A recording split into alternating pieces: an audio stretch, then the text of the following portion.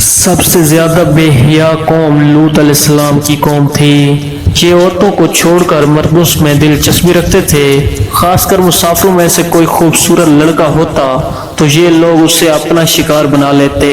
کوئی مسافر ان کے علاقے سے باخبریت نہیں گزر سکتا تھا کہ اہل سدوم اپنی روزمرہ کی زندگی میں سخت، ظالم، دھوکہ باز اور بد معاملہ تھے۔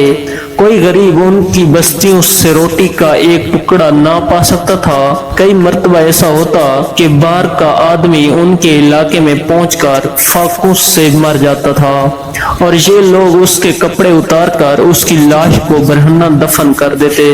اپنی وادی کو انہوں نے ایک باغ بنا رکھا تھا جس کا سلسلہ میلوں تک پھیلا ہوا تھا۔ اس باغ میں وہ انتہائی بے حیائی کے ساتھ لانیہ بدکاریاں کرتے تھے۔ حضرت لوط علیہ السلام نے انہیں توحید کی دعوت دی اور بدکاری کے اس گھناؤ عمل سے توبہ کرنے کا حکم دیا۔ حضرت لوط نے کہا، تم یہ کیوں کرتے ہو؟ کیا تم عورتوں کو چھوڑ کر لذت حاصل کرنے کے لیے مرد کی طرف میل ہوتے ہو؟ حقیقت یہ ہے کہ تم احمق لوگ ہو۔ تو پھر حضرت لوط اہل سدوم کو دن رات واعظ و نصیحت کیا کرتے تھے، لیکن اس قوم پر اس کا کوئی اثر نہ ہوا، بلکہ وہ بد نصیب بہت فخریہ انداز میں یہ کام کرتے تھے۔ انہیں حضرت لوط کا سمجھانا بھی برا لگتا تھا، لہذا انہوں نے صاف صاف کہہ دیا تھا کہ اگر تم ہمیں اسی طرح بھلا کہتے رہے اور ہمارے کاموں میں مداخلت کرتے رہے تو ہم تمہیں اپنے شہر سے نکال دیں گے۔ حضرت لوط نے نصیحت و تبلیغ کا سلسلہ جاری رکھا، لہذا ایک دن اہل سدوم نے خود ہی عذاب الہی کا مطالبہ کر دیا۔ اللہ تعالیٰ نے اب تک ان کے اس بدترین عمل، فحشی اور بدکاری کے باوجود ڈھیل دے رکھی تھی، لیکن جب انہوں نے حضرت لوط علیہ السلام سے ایک دن کہا کہ اگر تم سچے ہو تو ہم پر عذاب لے آؤ، لہذا ان پر عذاب الہی کا فیصلہ ہو گیا۔ اللہ نے اپنے خاص فرشتوں کو دنیا کی طرف روانہ کر دیا۔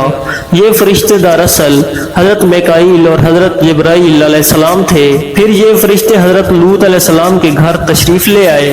حضرت لوط علیہ السلام نے جب ان خوبصورت نوعمر لڑکوں کو دیکھا تو سخت گھبراہٹ اور پریشانی میں مبتلا ہو گئے۔ انہیں یہ خطرہ محسوس ہونے لگا کہ اگر ان کی قوم کے لوگوں نے انہیں دیکھ لیا تو نہ جانے وہ ان کے ساتھ کیا سلوک کریں گے۔ حضرت لوط کی بیوی کا نام ویلا تھا۔ اس نے آپ پر ایمان نہیں لایا تھا اور وہ دراصل منافقہ تھی، وہ کافروں کے ساتھ تھی، لہذا اس نے جا کر اہل سدوم کو یہ خبر دے دی کہ لوط کے گھر دو نوجوان لڑکے مہمان ٹھہرے ہوئے ہیں۔ یہ سن کر بستی والے دوڑتے ہوئے حضرت لوط کے گھر پہنچے۔ حضرت لوط نے کہا کہ یہ جو میری قوم کی لڑکیاں ہیں یہ تمہارے لیے جائز اور پاک ہیں، اللہ سے ڈرو، مجھے میرے مہمانوں کے ساتھ رسوا نہ کرو۔ تم بخوبی واقف ہو کہ ہمیں تمہاری بیٹیوں سے کوئی حاجت نہیں اور جو ہماری اصل چاہت ہے اس سے تم بخوبی واقف ہو۔ قوم لوط کے اس شرمسار جواب سے اندازہ لگایا جا سکتا تھا کہ وہ بدفعل کس حد تک مبتلا ہو چکے تھے۔ جب حضرت لوط علیہ السلام کی قوم ان کے گھر کی طرف دوڑتی ہوئی آئی تو حضرت لوط نے گھر کے دروازے بند کر دیے اور ان نوجوان کو ایک کمرے میں چھپا دیا۔ ان بدکار لوگوں نے آپ کے گھر کا گھیراؤ کیا ہوا تھا اور ان میں سے کچھ گھر کے دیوار پر بھی چڑھنے کی کوشش کر رہے تھے۔ حضرت لوط علیہ السلام اپنے مہمانوں کی عزت کے خیال سے بہت زیادہ گھبرائے ہوئے تھے۔ فرشتے یہ سب منظر دیکھ رہے تھے۔ جب انہوں نے حضرت لوط علیہ السلام کی بے بسی اور پریشانی کا یہ عالم دیکھا تو حقیقت سے پردہ اٹھاتے ہوئے یوں فرمایا، اے لوط، ہم تمہارے رب کے بھیجے ہوئے فرشتے ہیں، یہ لوگ ہرگز تم تک نہیں پہنچ سکیں گے۔ ابھی کچھ رات باقی ہے تو آپ اپنے گھر والوں کو لے کر چل دو اور تم میں سے کوئی شخص پیچھے مڑ کر نہ دیکھے۔ اہل سدوم حضرت لوط علیہ السلام کے گھر کا دروازہ توڑنے پر بضد تھے کہ حضرت جبرائیل علیہ السلام نے گھر سے باہر نکل کر اپنے پر ایک کونا انہیں مارا، جس سے ان کی آنکھوں کے ڈھیلے باہر نکل آئے اور بصارت ظاہر ہو گئی۔ یہ خاص عذاب ان لوگوں کو پہنچا جو حضرت لوط کے پاس بدنیتی سے آئے تھے۔ حضرت لوط علیہ السلام حقیقت حال جان کر مطمئن ہو گئے اور اپنے گھر والوں کے ساتھ رات کو ہی نکل کھڑے ہوئے، لیکن پھر بھی ان کی بیوی ان کے ساتھ تھی۔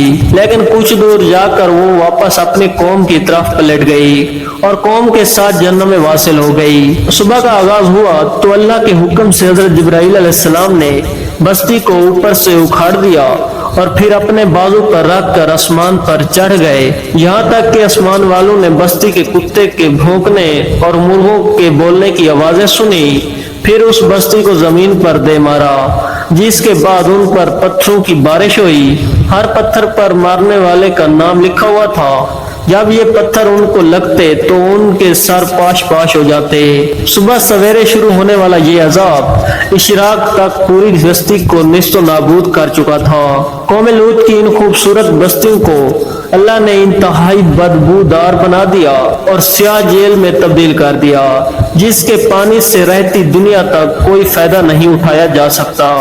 समंदर के इस हिस्से में कोई जानदार, मछली, मेंढक वगैरह जिंदा नहीं रह सकते, इसलिए इससे डेड सी यानी बहर मुर्दार कहा जाता है, जो इसराइल और अर्दन के दरमियान वाक़ है। आज और भी ममालिक में इंसानी आज़ादी के नाम पर इस बदकारी की इजाज़त दी जाती है और इस फाश अमल को बैस फख्र समझा जाता है। वस्सलाम नाज़रीन, अगर स्टोरी अच्छी लगी हो तो प्लीज़ हमें सपोर्ट करें और हमारे चैनल को ज़रूर सब्सक्राइब करें।